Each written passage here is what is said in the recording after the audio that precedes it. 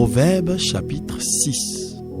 Mon fils, si tu as cautionné ton prochain, si tu t'es engagé pour autrui, si tu es enlacé par les paroles de ta bouche, si tu es pris par les paroles de ta bouche, fais donc ceci, mon fils, dégage-toi.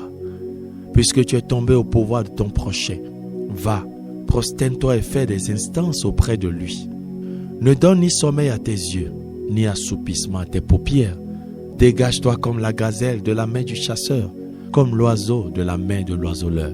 Va vers la fourmi paresseux. Considère ses voies et deviens sage. Il n'a ni chef, ni inspecteur, ni maître. Elle prépare en été sa nourriture. Elle amasse pendant la moisson de quoi manger. Paresseux, jusqu'à quand seras-tu couché? Quand te lèveras-tu de ton sommeil? Un peu de sommeil, un peu d'assoupissement, un peu croiser les mains pour dormir, et la pauvreté te surprendra comme un rôdeur, et la disette comme un homme en âme. L'homme pervers, l'homme inique, mâche la fausseté dans la bouche. Il cligne des yeux, parle du pied, fait des signes avec les doigts. La perversité est dans son cœur.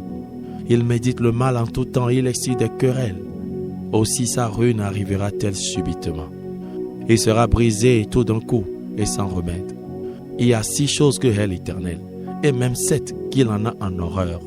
Les yeux hautains, la langue menteuse, les mains qui répandent le sang innocent, le cœur qui médite des projets iniques, les pieds qui se hâtent de courir au mal, le faux témoin qui dit des mensonges, et celui qui excite des querelles entre frères.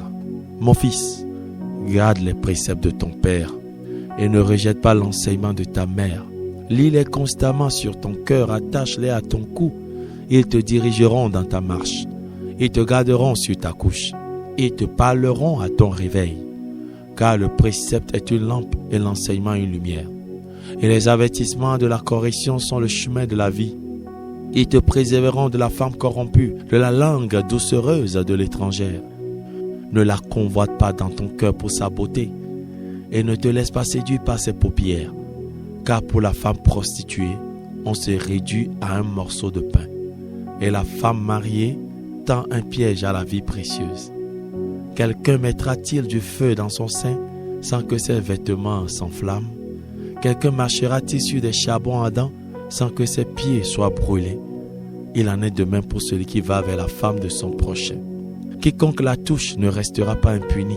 On ne tient pas pour innocent le voleur qui dérobe pour satisfaire son appétit quand il a faim. Si on le trouve, il fera une restitution au septuple et il donnera tout ce qu'il a dans sa maison. Mais celui qui commet un adultère avec une femme est dépourvu de sens. Celui qui veut se perdre agit de la sorte. Il n'aura que plaie et ignominie, et son opprobre ne s'effacera point. Car la jalousie met un homme en fureur, et il est sans pitié au jour de la vengeance. Il n'a égard à aucune rançon, et il est inflexible. Quand même tu multiplieras les dons. C'était Proverbe chapitre 6. Bonne journée, et que Dieu vous bénisse.